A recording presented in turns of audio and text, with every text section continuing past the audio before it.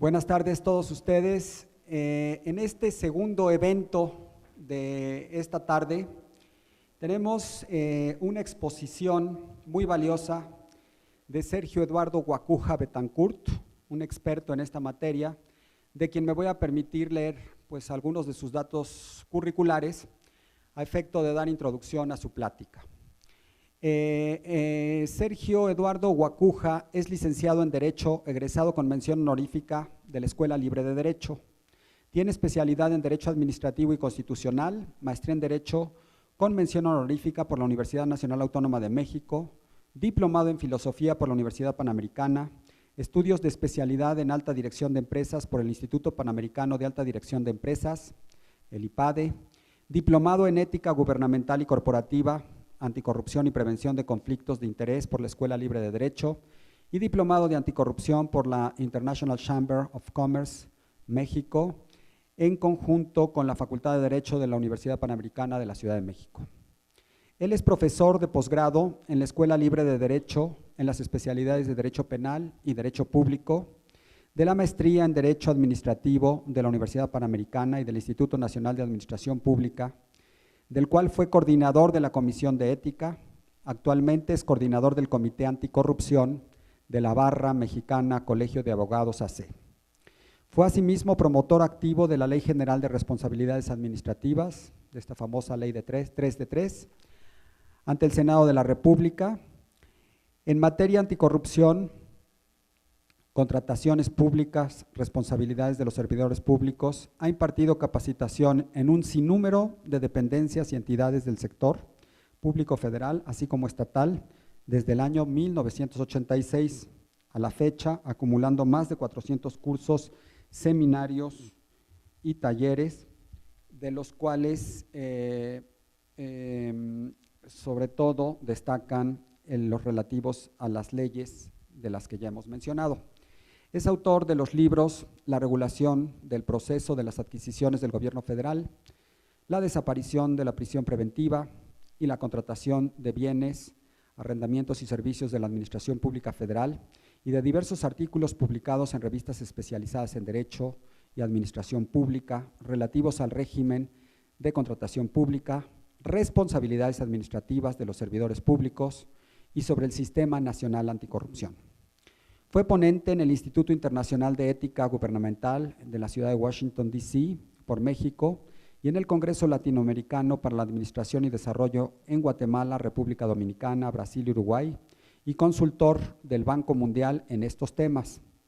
Pertenece a diversas organizaciones profesionales y académicas, dentro de las cuales desempeña distintas comisiones y actividades, y es abogado consultor y socio director de los despachos Guacuja, Betancourt y Homeyer, abogados SC, y consultores empresariales HBSC. Como ustedes verán, tenemos un experto de primer nivel, a quien cedo el uso de la palabra y le agradezco su visita aquí a la Escuela Judicial del Estado de México. Muy buenas tardes tengan todos ustedes. Un viejo y queridísimo maestro decía: ponte de pie para que te vean, habla fuerte para que te escuchen y sobre todo sé breve para que te lo agradezcan. De manera que, de verdad, muchísimas gracias, Víctor, por el honor que me dispensan de estar esta tarde con ustedes en esta espectacular, no puedo tener otro calificativo, Escuela Judicial del Poder Judicial del Estado de México. De veras, muy honrado, y sobre todo participar en este extraordinario quinto Congreso Internacional de Filosofía del Derecho para referir un tema crucial en nuestro país: la ética. La ética, claro, vinculado al ámbito jurisdiccional, pero de cualquier suerte, hablarlo en génere, creo que es un tema sumamente importante. Es un gran paquete el que me dejan después de que me ha precedido en la palabra el doctor José Luis Soberanes, y sobre todo quien me sucederá en la palabra además, la doctora Irene Levy, el doctor Pepe Roldán Chopa, así que gran compromiso, me dejan hacer el sándwich, así que haré mi mejor esfuerzo y con mucho cariño además para ustedes. Vamos a hablar un poco sobre el tema justamente de la participación del Poder Judicial en el sistema local anticorrupción. Y para estos efectos, déjenme hacer un planteamiento muy genérico antes. Cuando hablamos de la corrupción, y eso que hay que añadir una moda más, es ya un lugar común, ha permeado de tal manera en el imaginario popular que ya hasta hemos creado un corrupcionario mexicano. Y a todos nosotros, ciertamente, las expresiones que aluden a este flagelo social nos desprende una sonrisa. Y no es para menos, créanmelo. Pero, señores, hoy día el tema de la corrupción verdaderamente está vinculado con los grandes crímenes de la humanidad. Han de saber que hoy las fronteras nos dividen territorios, mas no nos dividen problemas. La corrupción es el picaporte que nos abre a un mundo inusitado de los fenómenos más cruentos de la humanidad. El tráfico de personas, el tráfico de estupefacientes, el terrorismo internacional, la trata de personas, etcétera. Todo gira alrededor de este fenómeno. De tal manera que más allá de despertarnos una sonrisa, creo que más bien nos debería de preocupar. Por eso propongo a ustedes una pequeña agenda de trabajo. En estos minutos que tendré el honor de estar con ustedes, les propongo 5 temas fundamentales. Una introducción al Sistema Nacional Anticorrupción, mitos y realidades del Sistema Nacional Anticorrupción, conceptos básicos, alcances, implicaciones y trascendencia, su marco normativo. Asumo que en su inmensa mayoría los aquí presentes son abogados, ¿verdad? Y si no, yo les rogaría si me levantara la mano quien no es abogado. Bueno, nadie es perfecto, puedo entender, dispensen. Vamos a ver que no se necesita ser abogado para entender estos conceptos. Si partimos de la base que la norma jurídica es un conjunto de reglas que rigen la conducta humana, y si somos capaces de entenderla con diafanidad, con transparencia, con sencillez, podemos entender claramente el planteamiento de la norma jurídica. Y más allá que estamos en un planteamiento ético, hay que pensar claramente que la norma jurídica no es más que un mero instrumento puesto al servicio de fines ulteriores del ser humano. Así que despreocúpense. ¿Cuál es el nuevo régimen de responsabilidades administrativas y su impacto en el ámbito de los servidores públicos y en los particulares? Y aquí precisamente haré referencia justamente de cómo se rige este ámbito disciplinario dentro de los poderes judiciales. Y lo digo en plural, tanto a nivel federal como a nivel local. Y finalmente una brevísima referencia al sistema local anticorrupción, de acuerdo al sistema que prevalece en el Estado de México, motivado por las reformas constitucionales de abril del 2017 y que trajeron como consecuencia la expedición de todo el aparato legislativo reglamentario. ¿De acuerdo? Y entonces, si no tienen ustedes inconveniente, comenzaría con una pequeña introducción y para tal efecto invocaría a una autora rusa, Alisa Zinovьevna Rosenbaum, que quizá por el nombre no la van a identificar, porque ella se naturalizó norteamericana hacia mitades del siglo pasado y se le conoce como la señora Ayn Rand. Ayn Rand escribió una de las obras que más influyó en el siglo XX en la sociedad norteamericana, la llamada Rebelión del Atlas. Y miren lo que ella escribió hace casi 70 años, que podría ser el encabezado de esta mañana.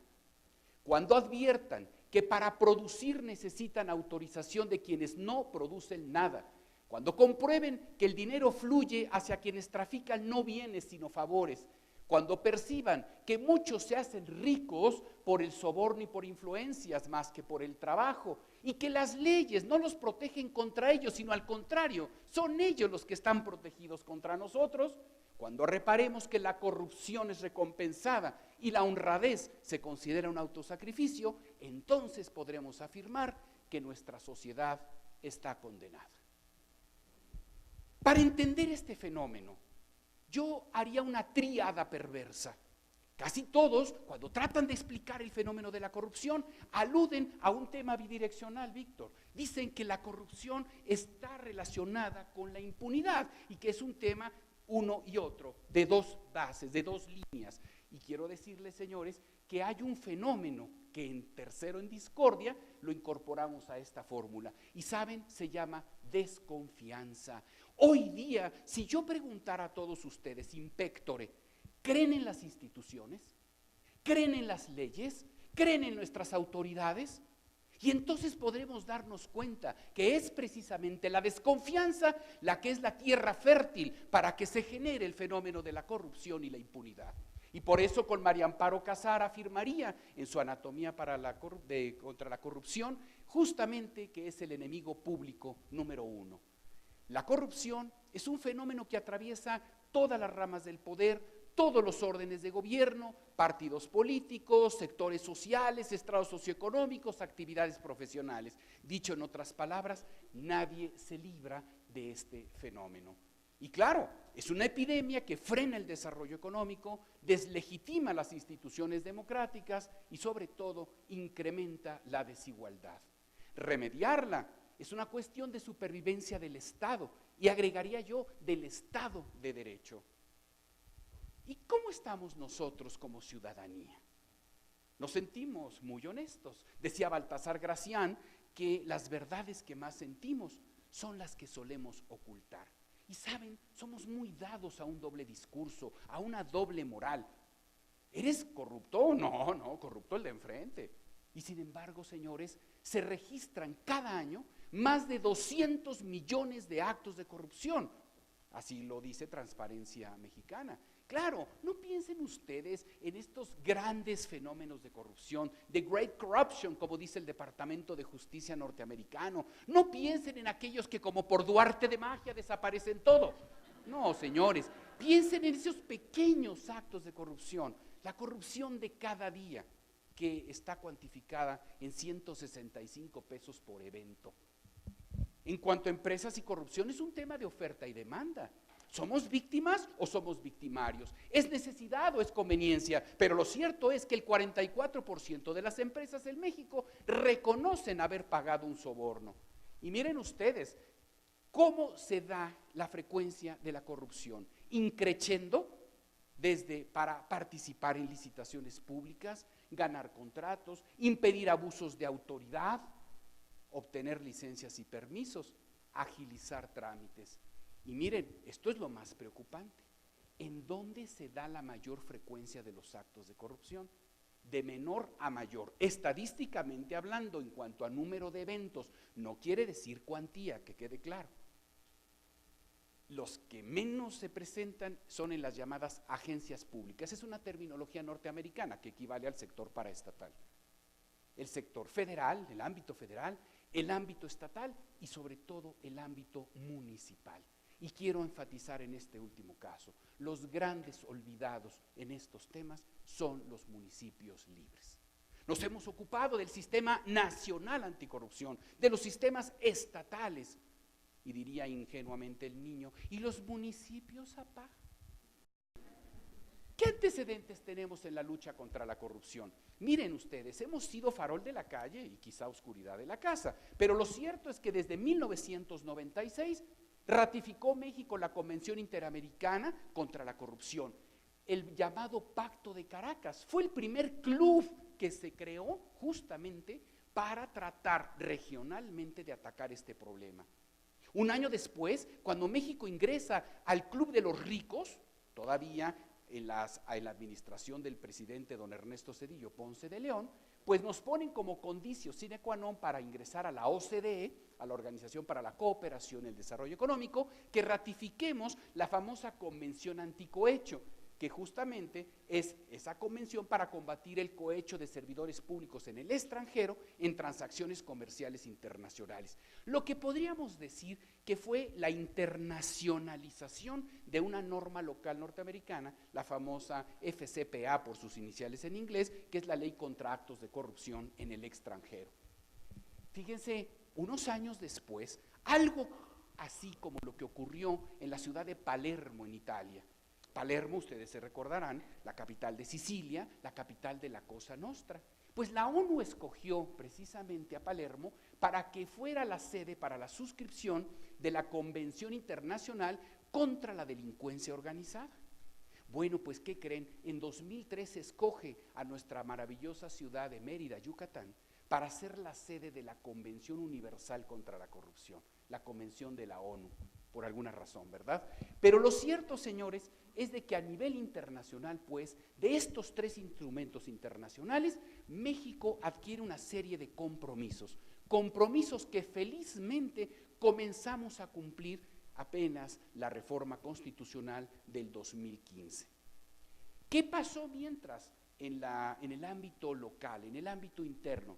Más allá de las transformaciones administrativas que se sufrieron con motivo de la renovación moral de la sociedad, enarbolada por el entonces presidente don Miguel de la Madrid Hurtado en 1982, y la creación de la Secretaría de la Contraloría General de la Federación y sus sucesivas Secretarías de Contraloría y Desarrollo Administrativo y Secretaría de la Función Pública, más allá de eso, señores, la primera ley que habla sobre este fenómeno en particular se expide en las postrimerías de la administración del presidente don Felipe Calderón Hinojosa, que fue la Ley Federal Anticorrupción en Contrataciones Públicas. Porque han de saber que hasta antes de esa ley, la única palabra que hablaba de corrupción en todo el ordenamiento mexicano era en el Código Penal para referirse a la corrupción de menores, pero no se refería a este fenómeno.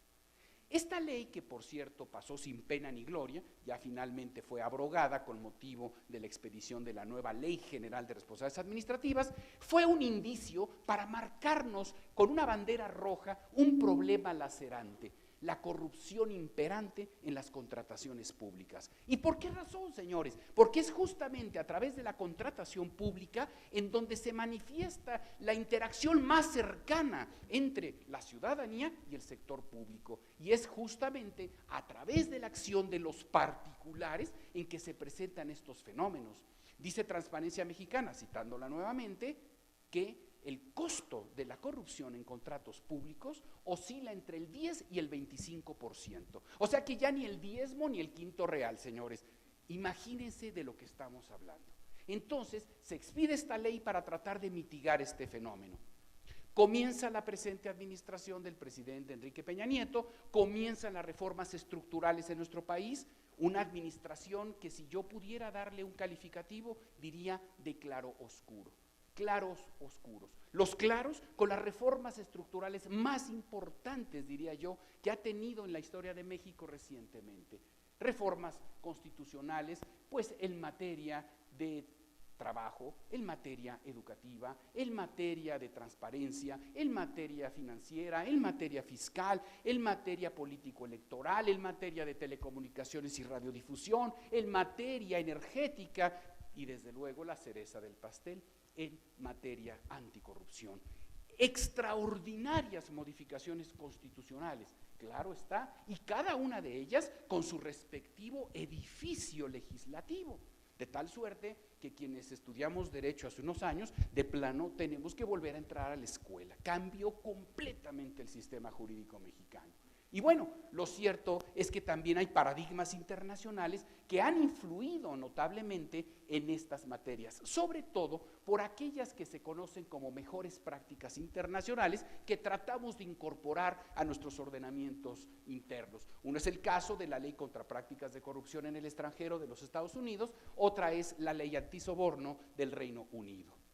Pero ¿qué sucedió al final del día? Bueno, señores, una reforma constitucional en materia anticorrupción de mayo del 2015. No quiero platicarles la génesis de esta reforma, pero lo cierto es que terminaron modificándose importantes artículos de nuestra ley fundamental.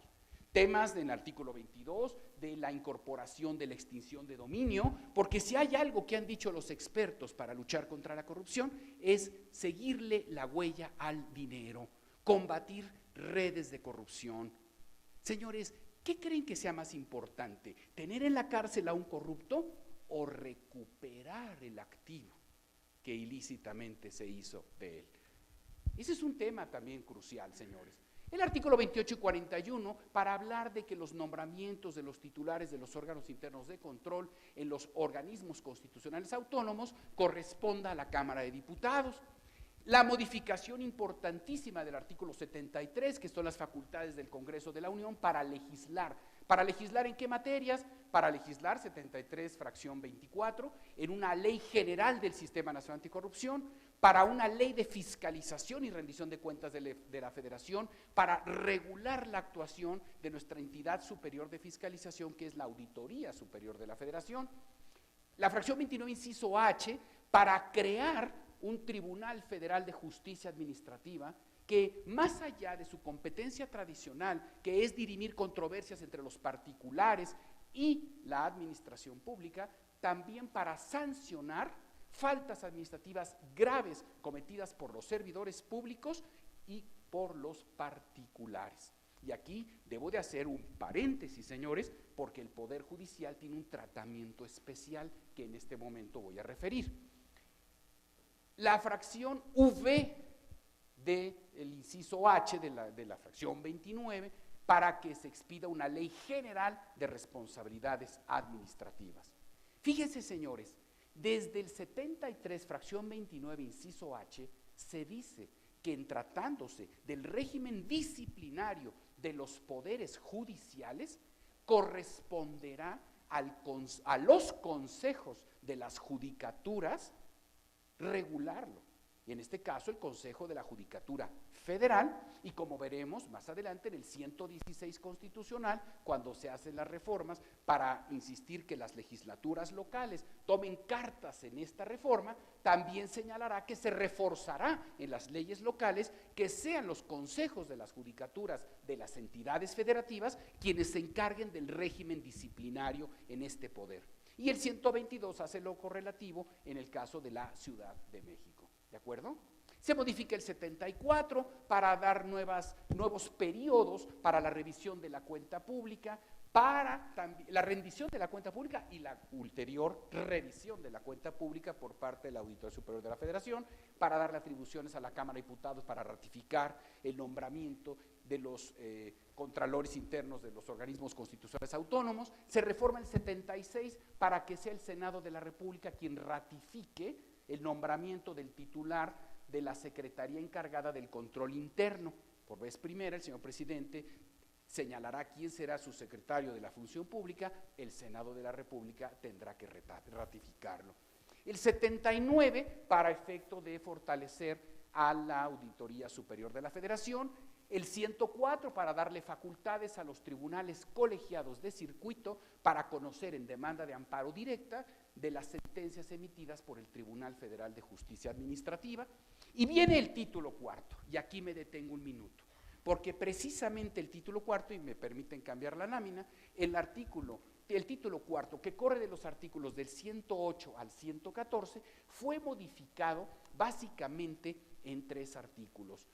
4 artículos en realidad, porque hubo 3 materias que no se tocaron en la reforma, no se han tocado todavía, y es el tema del juicio político, el tema de la llamada declaratoria de procedencia o juicio de desafuero y la responsabilidad patrimonial del Estado. Fueron 3 temas que permanecieron intocados.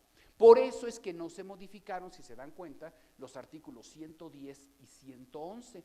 Sí se cambió de lugar nada más lo que era el segundo párrafo del 113 para hacer ahora el último párrafo del 109 en tratándose de la responsabilidad patrimonial del Estado, pero su redacción quedó idéntica. Entonces, ¿en dónde se dio el cambio? Fíjense, desde la denominación del título cuarto constitucional, cuando nos habla de las responsabilidades de los servidores públicos, de los particulares por faltas administrativas graves y hechos de corrupción y patrimonial del Estado. Muy importante, y eso pues naturalmente les permitirá entender por qué aquí en la Constitución del Estado Libre y Soberano de México se estableció precisamente en sendo título constitucional una denominación análoga, ¿de acuerdo? También entonces en consecuencia se cambian el artículo 108 por cuanto refiere los sujetos de responsabilidad, y ahí se insiste en la necesidad que los servidores públicos presenten lo que se conoció mercadológicamente hablando como su 3 de 3. Es decir, hacer públicas 3 declaraciones, la de situación patrimonial, la de no conflicto de intereses y la constancia de recepción de la declaración fiscal. ¿De acuerdo? La constancia de presentación de esta declaración. Esa es la 3 de 3. Y por eso inclusive como iniciativa ciudadana, pues se utilizó el nombre de 3 de 3 precisamente para que tuviera una mayor penetración entre el público y pudiesen obtenerse las firmas respectivas para dar lugar a cumplir con el requisito a que se refiere el artículo 71, fracción cuarta de nuestra Constitución, y que esa iniciativa tuviera el carácter de iniciativa ciudadana. ¿De acuerdo?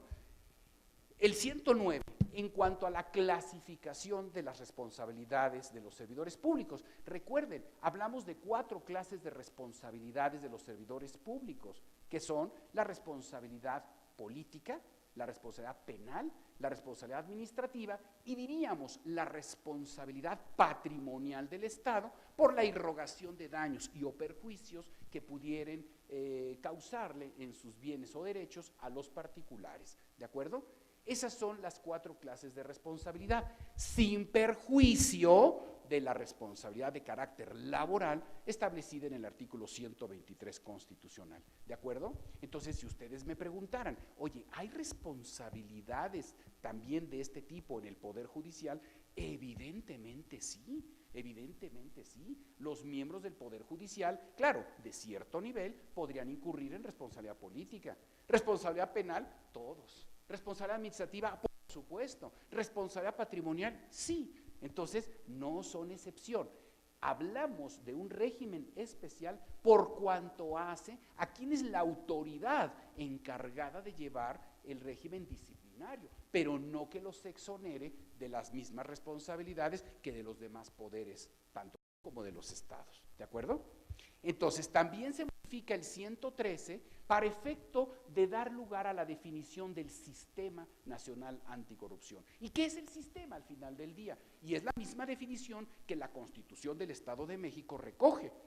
No es otra cosa, señores, más que una instancia de coordinación, de articulación de políticas que va a agremiar a los 3 niveles de gobierno, la federación, los estados y los municipios, y aquí viene el objetivo y precisamente lo que permite engarzar este tema en el contexto de este seminario internacional, precisamente este congreso, hablando de la cuestión ética, la prevención, detección y sanción de actos de corrupción, así como para la fiscalización y manejo de recursos públicos. Eso es el Sistema Nacional Anticorrupción y yo diría el Sistema Local Anticorrupción, ¿cómo se definiría? Como una instancia de coordinación de todos los órganos de la entidad federativa precisamente y de los municipios del Estado de México para la prevención, detección y sanción de actos de corrupción, fiscalización y manejo de recursos públicos. Eso nos dice el 113 y como lo veremos en unas láminas adelante, nos explica cómo se integra el sistema, quiénes son sus órganos, ¿de acuerdo? El 114, plazos de prescripción, tanto para la acción administrativa como para la acción penal, y específicamente hay un cambio en los plazos de prescripción de la responsabilidad administrativa en tratándose de infracciones graves, que crece de 5 a 7 años, ¿de acuerdo? Y por último, 2 artículos, no por ello menos importantes, el 116 que ya referí, que son las bases para que las entidades federativas cuenten con órganos de fiscalización superior y tribunales de justicia administrativa. Y se reitera el tema de que en la competencia para efectos disciplinarios de los poderes judiciales de los estados corresponde al Consejo de la Judicatura Local. Es decir, el Tribunal de Justicia Administrativa del Estado de México no tiene competencia para conocer de los procedimientos y sanciones de faltas administrativas graves de los miembros del Poder Judicial del Estado. ¿Está claro? ¿Quién sería en todo caso el órgano competente? El Consejo de la Judicatura, auxiliado de su órgano interno de control, quien en todo caso tiene las facultades de investigación y sustanciación de procedimiento y le corresponde al Pleno del Consejo de la Judicatura emitir la resolución correspondiente, que en términos constitucionales de la entidad federativa se considera como la resolución definitiva, ¿de acuerdo? Entonces es muy importante tomar en cuenta este punto, por favor. Y lo mismo pasó con la Ciudad de México en el caso del artículo 122. Bueno, veamos rápidamente en qué consiste. Miren ustedes, se crea el sistema precisamente cambiando el paradigma. De una visión orgánica, cuando inicia esta administración, se pensaba en crear una Comisión Nacional Anticorrupción. De hecho, hasta iba a sustituir a la Secretaría de la Función Pública. ¿Se acuerdan que aquel 2 de enero de 2013 se le indujo un coma a la función pública? Se le conectó un respirador artificial y se le aisló en el pabellón de los enfermos incurables, porque iba a desaparecer. De hecho, ni siquiera hubo un secretario, sino un mero encargado de despacho, ¿se acuerdan? Después de los escándalos de 2014, y ya para qué usar el lugar común, todos los conocen. Entonces, señores, hubo un golpe de timón y no quedó sino apoyar la postura de la oposición para en su lugar crear un sistema. Y aquí viene muy importante el cambio del paradigma, porque pasamos de la visión orgánica a una concepción sistémica. Y aquí en particular rompemos un hito en el derecho comparado porque se introduce la figura de la participación ciudadana. Porque justamente, ¿quién es el origen y el destinatario de todas estas disposiciones en lucha de la corrupción? Nosotros, la ciudadanía. ¿A quiénes son a los que nos lastiman estos fenómenos? A nosotros. Por lo tanto, somos nosotros al final del día los protagonistas de este nuevo sistema. ¿De acuerdo? Y entonces la interacción sistémica aquí se ve claramente. Jugamos a la teoría de los 3 circulitos. Ustedes se acordarán que estudiaron a García Maínez, ¿se acuerdan? Qué horror, hijo, ¿se acuerdan de los 3 círculos de las normas? Bueno, perdón, Víctor, yo sé que te gusta, pero el tema es que son 3 sistemas, fíjense. El Sistema Nacional de Transparencia y Acceso a la Información es el que te proporciona eso, la información, que es la materia prima. El Sistema Nacional de Fiscalización es quien la vigila y el Sistema Nacional Anticorrupción es el que castiga. Así juegan los 3, ¿de acuerdo? Esa es la interacción. Entonces, ¿quién es el Sistema Nacional de Transparencia? Pues lo encabeza el INAI, le sigue por supuesto el INEGI, el Instituto Nacional de Estadística y Geografía, desde luego el Archivo General de la Nación, la Auditoría Superior de la Federación y los institutos locales de transparencia. Ahora, ¿quién constituye el Sistema Nacional de Fiscalización? Lo que llamamos el control interno y el control externo del gobierno federal, que es la Secretaría de la Función Pública, la Auditoría Superior de la Federación, el control interno y externo en las entidades federativas, que son los secretarios de Contraloría en las entidades y desde luego los órganos de fiscalización superior en las entidades federativas. Y se crea un comité rector de este sistema conformado por las 2 cabezas, Función Pública y Auditoría Superior, y 7 representantes rotativos electos entre los contralores y auditores superiores de las entidades federativas. Y el Sistema Nacional Anticorrupción, finalmente, ¿cómo está integrado? Primero que nada por un comité coordinador. Y ahora veremos quién constituye el comité coordinador. Yo sé que a veces se ve un poco claroscuro en estos temas, pero ciertamente ya lo tenemos, ¿de acuerdo? Y entonces tenemos un comité coordinador, un comité de participación ciudadana, el comité rector del Sistema Nacional de Fiscalización y los 32 sistemas locales anticorrupción. Entonces veamos quién constituye el comité coordinador. Son 7 cabezas, ¿de acuerdo? Que hoy todavía está acéfala por ahí en algunos de los casos.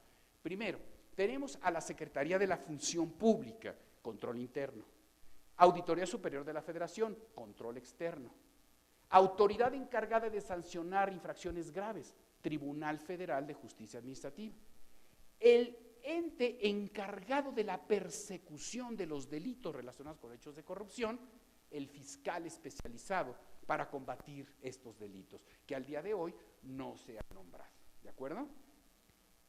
Tenemos, desde luego, al Comité de Participación Ciudadana, hoy pues nos acompaña con su distinguida presencia uno de sus miembros, la doctora Irene Levy, que ya les platicará en el siguiente módulo, pues justamente cómo operan estos comités de participación ciudadana.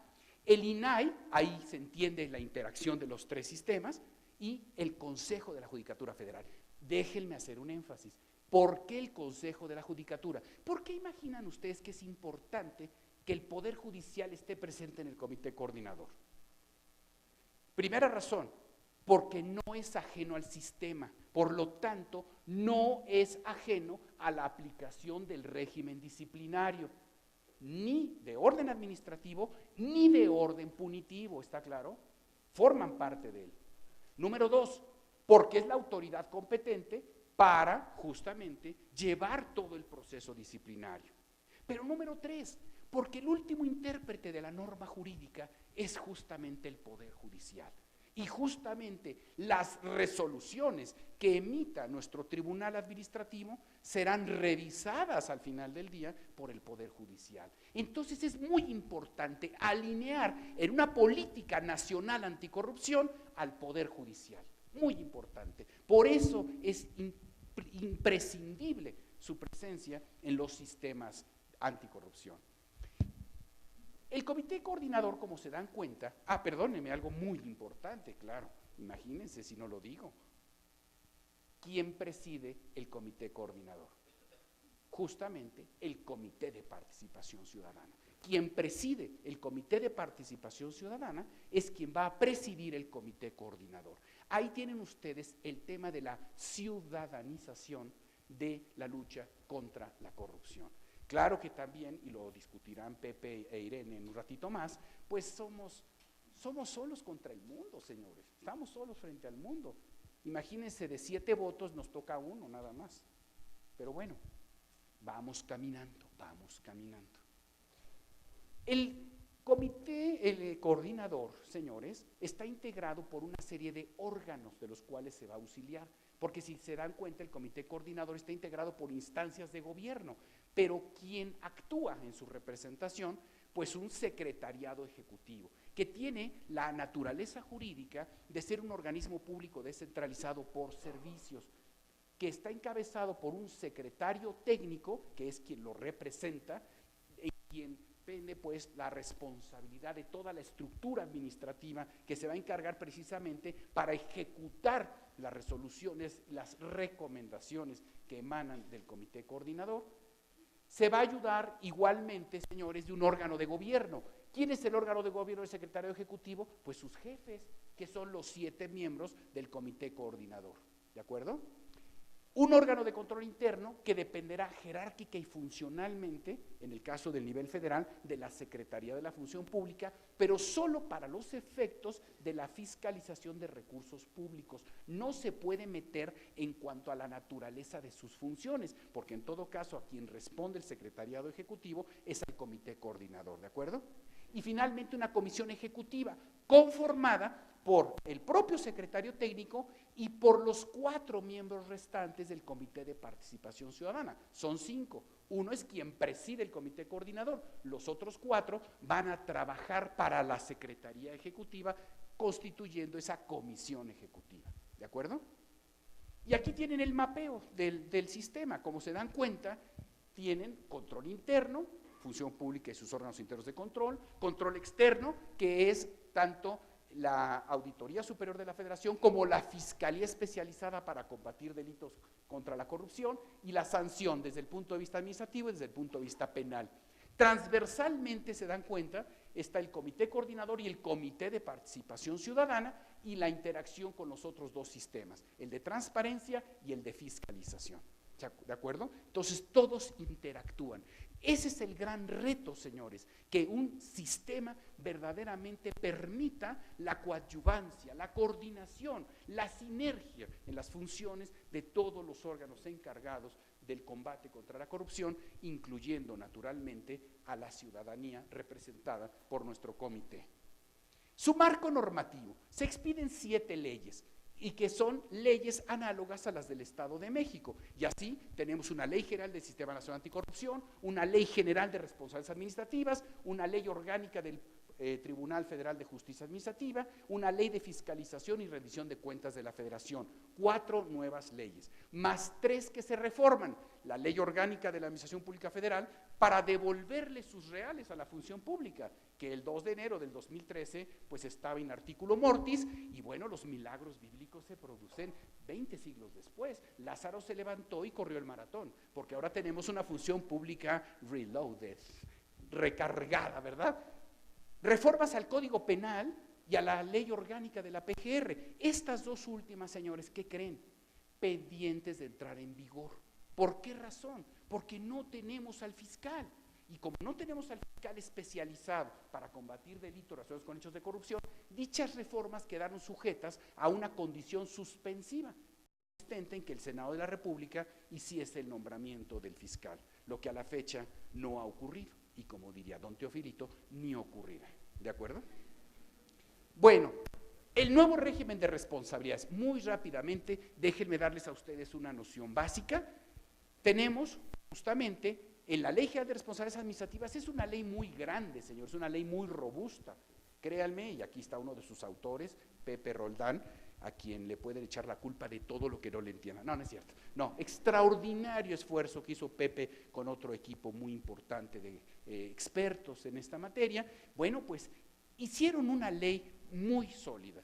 Claro, señores, como toda obra humana, sin duda, es perfectible, pero también, y en descargo de la capacidad extraordinaria de quienes fueron sus autores, debo de decir, señores, que al final del día terminó como pila de agua bendita, señores, todo mundo le metió mano. Entonces, se hizo lo que se pudo. De verdad les prometo, la iniciativa ciudadana, pues al final del día, cuando entró a la discusión en el Congreso, pues fue modificada. Entonces quedaron algunos parchecitos. Tenemos, como hoy elegantemente se le dice, áreas de oportunidad, ¿de acuerdo? Que tenemos que superar, ¿de acuerdo? Allá no son lagunas, algunas son mares las que tienen. Pero bueno, por Dios, yo creo que aquí lo más importante es que se dio el paso y no hay que cejar en este esfuerzo. ¿De acuerdo? Entonces está dividida en dos grandes libros, la parte sustantiva, la parte adjetiva. Y no hay ciencia, señores. La parte sustantiva, ¿qué nos dice? Es una ley general de responsabilidades administrativas, pues entonces, ¿de qué trata, verdad? Del turismo, ¿verdad? Seguramente. Bueno, entonces nos habla precisamente quiénes son los sujetos de la ley, su objeto, autoridades competentes, nos describe cuáles son las conductas administrativas graves y no graves de los servidores públicos y graves de los particulares y de los particulares en situación especial, así como todo el régimen de sanciones administrativas, ¿de acuerdo? Pero como dijimos que el Sistema Nacional Anticorrupción está creado para hacer una instancia de prevención, detección y sanción, dense cuenta que no estamos poniendo todo el énfasis en el castigo. Se ha demostrado, señores, pero por sapientísimas obras, que sancionar únicamente atiende al efecto, pero no a la causa. Y lo que necesitamos es combatir de raíz el fenómeno. Entonces le vamos a poner especial énfasis a la parte preventiva. Y la parte preventiva en esta ley está cifrada, en el caso de servidores públicos, en la famosa 3 de 3, es decir, las declaraciones de situación patrimonial, de conflicto de intereses, la constancia de presentación de declaración fiscal, los códigos de ética de los servidores públicos, los códigos de conducta en las instituciones. Y en el caso de los particulares, se introduce el concepto de los modelos de integridad empresarial. Hablaba yo de las dos leyes, de los dos paradigmas norteamericano y de Reino Unido, cuando se habla del concepto del compliance. El compliance ya es un anglicismo que hemos adoptado en nuestro lenguaje cotidiano, pues no es otra cosa más que el cumplimiento. Y entonces el cumplimiento normativo, pues mira también la ética de los particulares, porque algo importante que tiene esta reforma es terminar por reconocer, señores, que si hay corrupción adentro es porque la hay afuera. Se necesitan dos para bailar el tango. Entonces, por eso hoy hablamos de responsabilidades administrativas in genere, no nada más de servidores públicos, sino también de los particulares. Y esto es un hito, porque precisamente nos habla de un nuevo régimen de responsabilidades a que están sujetos los particulares. De ahí que las cámaras comerciales, industriales y de servicios hayan puesto especial énfasis en la emisión de códigos de ética, manuales de integridad, y precisamente están empeñando su palabra en apoyar las acciones gubernamentales para la erradicación de este flagelo. Eso dice la parte sustantiva. La parte adjetiva, que yo estoy seguro que están ávidos de saberla, pues son ustedes obviamente jueces. Entonces, señores, vamos a hablar de tres fases: la fase de investigación, la fase de instrucción o sustanciación y la fase de resolución. Así está dividido de facilito. Verán ustedes, quien investiga no puede ser el mismo que instruye el procedimiento, aunque ambas funciones correspondan al mismo órgano interno de control. ¿Está claro? Pero tienen que ser personas diferentes, a efecto de que se preserve la autonomía de criterio, la independencia y la imparcialidad. Uno investiga, otro sustancia, y será un tercero quien resuelva, ¿de acuerdo? Entonces, aquí hay que hacer una distinción. Vamos a ver, Se inician los procedimientos con una denuncia, con una querella, con una inconformidad, con el resultado de una auditoría, se abre un expediente de responsabilidad, se hacen todas las investigaciones y concluye con un informe de presunta responsabilidad. O puede acontecer que sea un informe de no responsabilidad. Ahí es en donde se va a calificar la conducta, si es grave o no grave, ¿de acuerdo? Hay medios de defensa para impugnar una calificación de no grave, ¿de acuerdo? Ese informe de presunta responsabilidad se turna al área que va a sustanciar o tramitar el procedimiento. Y entonces arranca la sustanciación con la admisión del informe de presunta responsabilidad y se cita al presunto responsable, sea servidor público o particular, porque no se distingue, para efecto de que comparezca a lo que llamamos una audiencia inicial. Una audiencia en la que expresará todo cuanto a su interés jurídico convenga y ofrecerá pruebas. Pero aquí, atención, aquí va a haber una dicotomía, porque si la infracción, en el caso específico de servidores públicos, está calificada como no grave, entonces la misma autoridad que sustancia será la misma que resuelva. ¿Está claro? Entonces, en la audiencia inicial se ofrecieron pruebas, pero si es no grave la conducta, entonces le corresponderá a esa autoridad admitir, desahogar y ulteriormente en la resolución valorar las pruebas. ¿Está claro? Pero, si la infracción es considerada como grave, entonces lo que vamos a hacer es que la autoridad sustanciadora turnará el expediente al Tribunal Federal de Justicia Administrativa, quien en todo caso será quien resolverá. ¿Qué pasa en el Poder Judicial, señores? Pasa lo mismo, nada más que cambiamos los nombres. Ustedes saben que nuestro Consejo de la Judicatura local tiene un órgano interno de control.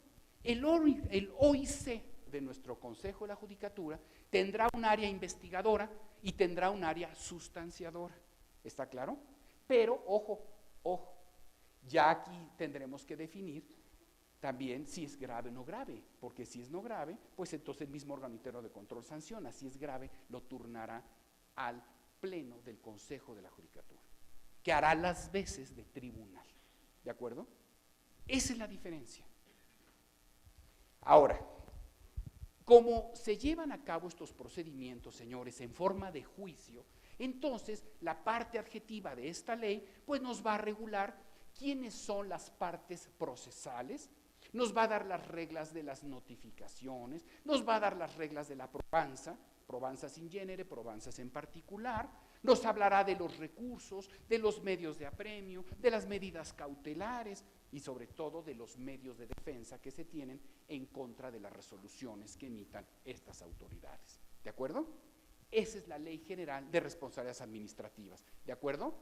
Y entonces, simplemente, para concluir, señores, y no robarle tiempo a Irene y a Pepe, que además con mayor atingencia les van a ilustrar estos temas, por supuesto, nada más recordemos esta clasificación: las faltas administrativas graves y no graves, graves de los particulares y graves de particulares en situación especial. Desde luego viene toda la enumeración de las faltas administrativas, desde luego no entraré en detalle de cuál es cuál, pero también viene el régimen de sanciones. Y quiero nada más por último hablar, miren, les recomiendo mucho esta lámina, que desde luego yo con mucho afecto, Víctor, pongo a su disposición esta presentación, si humildemente les puede servir.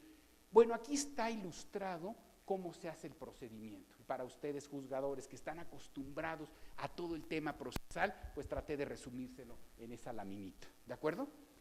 ¿Y qué pasó aquí en el Estado de México? Pasó lo mismo, señores, lo mismo. Lo que tenemos a nivel federal tiene que ser un fiel retrato de lo que ocurra a nivel de las entidades federativas. Pero sí quiero decirles algo: el Estado de México se destaca de las demás entidades federativas.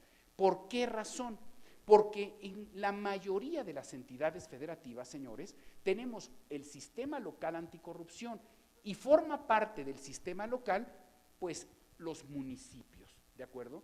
Pero aquí en el Estado de México se quiso hacer un especial énfasis en la ley del sistema estatal anticorrupción para hablar del sistema local y de los sistemas municipales, ¿de acuerdo? Tenemos 119 municipios, ¿verdad? 119 aquí. 125, perdón. 125 municipios, pero para los efectos de la organización los vamos a usar la división en distritos judiciales. El Estado de México está dividido, si mal no recuerdo, en 18 distritos judiciales, ¿verdad? Y entonces cada distrito, pues desde luego, agrupa a determinada cantidad de municipios. De esta misma suerte, los sistemas municipales anticorrupción se agruparán también en los mismos distritos judiciales. Va a ser una forma más fácil de controlar. Imagínense la locura de hablar de 125 sistemas diferentes. Entonces los agrupamos en distritos, ¿de acuerdo? Pero es lo mismo. Aquí tenemos un instituto local de transparencia, acceso a la información y protección de datos. Tenemos nuestro órgano de fiscalización superior y tenemos nuestro sistema local. Son las mismas tres figuras circulares. ¿Quién constituye el sistema estatal de transparencia? Pues nuestro Instituto Estatal y la Auditoría Superior del Estado. ¿Quién el sistema estatal de fiscalización? La Auditoría Superior del Estado, nuestra Secretaría de Contraloría, la Contraloría del Poder Legislativo y las Contralorías Municipales. Oye, ¿y qué? ¿Nos dejaron, nos hicieron el feo a nosotros? No, porque nosotros tenemos nuestro régimen disciplinario con el Consejo de la Judicatura, ¿está claro? Y nosotros formamos parte, ojo, no nos hicieron a un lado, formamos parte del comité coordinador del sistema estatal, ¿de acuerdo? Ahí está. ¿Quién constituye el sistema estatal anticorrupción? El comité estatal coordinador, el comité rector del sistema estatal de fiscalización, el comité estatal de participación ciudadana y los sistemas municipales anticorrupción. Esta es la parte que le da una estructura sui generis al sistema anticorrupción del Estado de México y que lo diferencia de buena parte de las legislaciones de la República Mexicana. ¿Quién constituye el comité coordinador? La Secretaría de la Contraloría, la Auditoría Superior del Estado, el Tribunal de Justicia Administrativa del Estado, la Fiscalía Especializada Anticorrupción, que aquí sí hay, tengo entendido, ¿verdad? El Comité Estatal de Participación Ciudadana, el Instituto Estatal de Transparencia y el Consejo de la Judicatura Local. Aquí estamos nosotros, ¿de acuerdo? La Secretaría Ejecutiva igualito, secretario técnico, órgano de gobierno, órgano de control interno, comisión ejecutiva.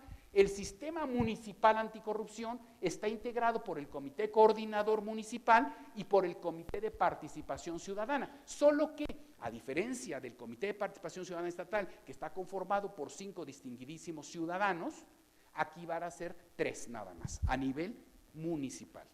Y tenemos un comité coordinador municipal que lo constituye el titular de la Contraloría Municipal, el titular de la Unidad de Transparencia y Acceso a la Información del municipio y un representante del Comité Municipal de Participación Ciudadana, que será quien lo presida, ¿de acuerdo? Eso no cambia, ¿de acuerdo? Y yo concluiré con una frase escrita por Miguel Ángel Ochoa Torres en su libro El fracaso del éxito.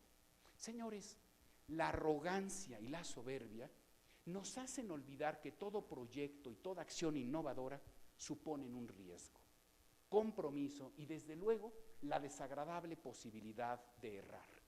Mientras haya madurez e integridad, en el error encontraremos siempre una fuente inagotable de aprendizaje y de éxito potencial que hemos de saber descubrir y explotar. Creo, señores, que en la lucha contra la corrupción no está dada la última palabra. Es más, yo diría, está dada la primera palabra. En buena medida, depende de la creatividad de todos nosotros. No importa cuál modesta o importante sea nuestra labor, porque los verdaderos cambios provienen primero que nada de uno mismo. Cuando uno se pregunta, es que ¿qué hace el gobierno? Regresaría yo a aquella frase casi lugar común del señor John F. Kennedy. No le preguntes al gobierno qué puede hacer por ti, pregúntate qué puedes hacer tú, ya no digas por el gobierno, por tu propia sociedad.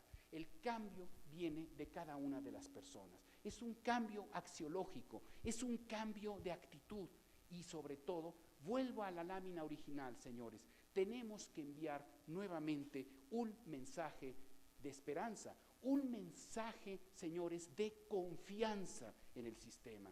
Yo sé que hay gente muy dolida por el hecho de que veamos paseando, señores, con verdadera impudicia, una runfla de truanes. Yo lo sé, señores, pero estamos en el camino adecuado. Yo diría con Claudio X González que la lucha contra la corrupción es como ir montados en una tortuga galápago. Una tortuga galápago es desesperantemente lenta, pero es muy fuerte y una vez que inicia su trayecto, nunca lo va a detener.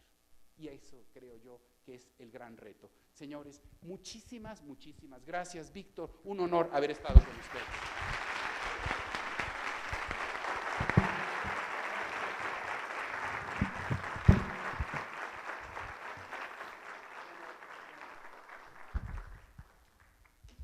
Bueno, queremos agradecer a Sergio Guacuja, al doctor Sergio Guacuja, su gran participación, su capacidad de exposición y de síntesis sobre esta temática tan compleja y hoy día normativamente tan vasta, como él mismo lo ha mencionado, que está en ciernes, desde luego, y agradeciendo su visita aquí a la Escuela Judicial, a un amigo de hace tiempo, que hemos tenido la oportunidad de compartir en otro tipo de foros. Le agradecemos mucho que esté aquí con nosotros en la Escuela Judicial en esta quinta edición de nuestro Congreso Internacional de Filosofía del Derecho. Y pasaríamos a un brevísimo espacio de preguntas. Quien tuviera alguna pregunta, por favor, le pido que se identifique, para que le acerquen un micrófono, que nos diga nombre y que nos haga su pregunta de manera breve. Muchas gracias. Sí, buenas noches, doctor Moisés Jiménez, estudiante de la Maestría en Derechos Humanos aquí de la Escuela Judicial. ¿Cuál es su opinión acerca de aquellas conductas cometidas antes del 19 de julio, que entró en vigencia la nueva ley, cuando la ley fue abrogada? O sea, ¿cómo lo vamos a sancionar? Son de esas áreas de oportunidad que les comentaba yo, precisamente, lo comentaba con Irene y Pepe un momentito antes de que iniciáramos esta plática. Son de las modificaciones que necesariamente tenemos que hacer. Te comento, es el artículo 3º transitorio de la Ley General de Responsabilidades Administrativas, que por cierto, su principio jurídico se hace extensivo también a lo que ocurre con las leyes locales. Así que si arrastramos un error en la federal, créanme que estamos arrastrándola en las 32 entidades federativas. ¿Cuál es el principio? A ver, hay algo que resulta de sentido común y sobre todo para los ínclitos papinianos aquí presentes, pues representaría además pues algo obvio, ¿verdad? Desde luego. ¿Qué es lo que sucede, señores? Yo no puedo darle efecto retroactivo a ninguna disposición en perjuicio de persona alguna. La famosa retroactividad in malam partem, prohibida por nuestro artículo 14 constitucional, pero sí tengo la interpretación contraria, es decir, la retroactividad in bonam partem, que sí está permitida en nuestro derecho. Y me explico. Dice el 3º transitorio de la Ley General de Responsabilidades Administrativas, en tratándose de aquellos procedimientos ya iniciados con anterioridad a la entrada en vigor de la Ley General de Responsabilidades Administrativas, que ustedes saben tuvo una vacatio legis de un año, del 18 de julio del 2016 al 19 de julio del 2017. Bueno, pues entonces, evidentemente que si hubiese habido procedimientos administrativos disciplinarios iniciados con anterioridad, es obvio que se tienen que agotar conforme a la regla bajo la cual nacieron, ni modo que a mitad del partido cambie la regla, eso es obvio. Primera regla. Segunda regla, conductas acontecidas a partir del 19 de julio del 2017 en adelante se regirán por el nuevo ordenamiento jurídico. Pero lo que nunca dijo el transitorio, y es atinadamente lo que estás preguntando, es precisamente qué pasó con aquellas conductas ocurridas con anterioridad al 19 de julio del 2017, pero que no han sido todavía sujetas a un procedimiento administrativo disciplinario. Y miren, piensen que al amparo de la vieja Ley Federal de Responsabilidades Administrativas de los Servidores Públicos, el plazo de prescripción es de 5 años, o sea que esto nos puede ocurrir todavía en 3 años más. Entonces, el punto importante aquí es decidir, señores, hay un principio general de derecho que nos dice que evidentemente desde el punto de vista sustantivo hemos de resolver bajo la regla que estaba vigente al momento en el que ocurren los hechos. Sin embargo, procesalmente hablando, dice la jurisprudencia, tenemos que aplicar la norma jurídica que esté vigente. Dicho en otras palabras, si estamos citando a un servidor público por una conducta acontecida con antelación a la entrada en vigor de esta ley, evidentemente tendríamos que hacerlo con base en la Ley General de Responsabilidades Administrativas, porque es el ordenamiento adjetivo que está vigente. Pero sustantivamente hablando, tendríamos que resolverlo bajo la ley anterior. Y esto lo diría un principio general de derecho. Pero aquí viene la cuestión debatible. Pero ¿qué pasa cuando el propio artículo 3º transitorio dijo, se abroga la Ley Federal de Responsabilidades Administrativas de los Servidores Públicos, y dicho sea de paso, la Ley Federal Anticorrupción en Contrataciones Públicas, y así como todas aquellas disposiciones que se opongan al presente ordenamiento? A ver, si ya la abrogaste, pues ¿cómo la vas a utilizar para castigar hechos acontecidos con antelación? Claro, no podría haber impunidad, estamos claros, ¿verdad? Entonces vamos a tener que arriesgarnos a aplicar este principio general de derecho. Pero no dejo de reconocer con toda tingencia tu pregunta, que es cierto, es un problema que hoy necesitamos superar, o que nuestro máximo tribunal lo interprete y nos dé ya claramente esta regla. ¿De acuerdo? Muy bien. A sus órdenes, no sé si hubiera Sergio, algo que bueno, yo tengo una pregunta, concretamente hablando. Víctor. Hay un tema que en México es muy complejo por una gran tradición que traemos arrastrando y que le garantiza cierto coto de poder a algún tipo de autoridad, y que lo menciona la Convención Interamericana de la Materia como una medida que se debe tomar preventivamente para el combate a la corrupción, y es el servicio civil de carrera, que en el ámbito mexicano a todos nos cuesta mucho trabajo hablar de eso, porque pues es atacar los cotos de poder que tienen muchas autoridades para designar pues a sus clientelas, vamos a decirlo de alguna manera. ¿Qué piensas tú de esto, Sergio? Bueno, yo estoy convencido, Víctor, definitivamente, como lo dije también en la exposición, yo creo que la corrupción no se combate simplemente con sanciones punitivas, hablando claramente desde el punto de vista administrativo, desde el punto de vista penal. A mí me parece que tenemos que combatir el fenómeno con acciones de orden preventivo. Desde luego, una primera, les dije que el fenómeno de la corrupción es un fenómeno interdisciplinario, no es nada más meramente jurídico, es un tema económico, es un tema político, un tema social, cultural, educativo, es un tema axiológico al final del día. Y uno de los elementos con los que podemos nosotros mitigar este fenómeno es precisamente con el tema de la capacitación. Pero la capacitación se la vas a dar a una serie de servidores públicos a quienes tienes de alguna manera que asegurar la estabilidad en el empleo. Y la estabilidad en el empleo se da gracias a un servicio civil de carrera. El tema es justamente cuando perversamente se manipula ese servicio y que a la fecha desafortunadamente no nos ha dado resultados esperados, porque pues casi todo se ha manejado en las designaciones por la vía de la excepción. Y pues cuando vemos que no tenemos realmente un adecuado sistema de evaluación. Entonces yo pienso que efectivamente una garantía que le tenemos que dar a los servidores públicos y sobre todo en general al servidor público de tipo operativo, más que de mando, pues es darle seguridad en el empleo, que no tiene necesidad de medrar del presupuesto, de medrar de la participación de los particulares que interactúan con él, porque sabe que tiene un sueldo, sabe que tiene también un sistema de méritos para ir ascendiendo en un escalafón, y bueno, al menos tenía el incentivo de un buen sueldo. Y digo, pues ya no entro al mayor detalle. Víctor. Muy bien. Muchísimas gracias, Sergio Eduardo. Te agradecemos muchísimo tu visita aquí en la Escuela Judicial del Estado de México, y de esta manera daríamos por terminado con un gran aplauso a nuestro expositor esta conferencia. Enseñanza de mi escuela judicial, poder judicial.